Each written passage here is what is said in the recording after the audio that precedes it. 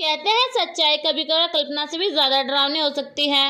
आज हम हरियाणा की एक ऐसी कहानी की बात कर रहे हैं, एक ऐसी ही हकीकत जिसने पूरे देश की रूह कंपा दी। चलिए इस मामले की तह तक चलते हैं। क्रूरता उसकी आंखों में साफ दिख रही थी। जब उसे गिरफ्तार किया गया उसका चेहरा तो ढका था, लेकिन उसकी आंखें वो सब कुछ बयां कर रही थी। ये सिर्फ किसी का कहा हुआ एक वाक्य नहीं था, ये उस खौफनाक सच्चाई की एक झलक थी जो अब सामने आने वाला था।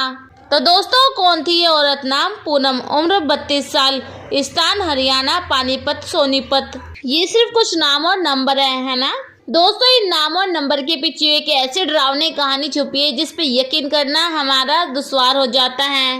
4 दोस्तों, ये कोई नंबर नहीं है, ये गिनती है उन बच्चों की, उन मासूमों की जिनकी जिंदगी उनसे छीन ली गई। पुलिस की जांच जब आगे बढ़ी, जिसके साथ ही जो सच सामने आया उसको सुनते ही सबकी रूह कांप गई।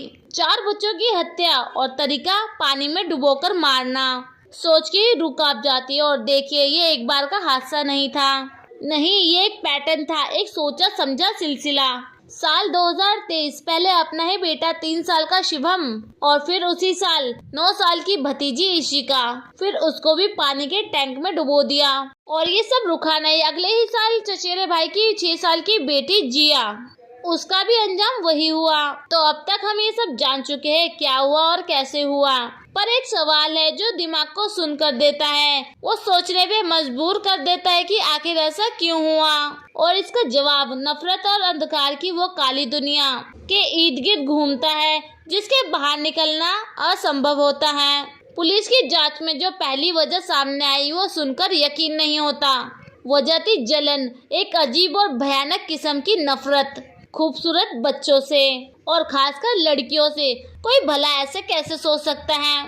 लेकिन सवाल ये था कि ये सिर्फ जलन थी या कहानी में कोई और ट्विस्ट भी था।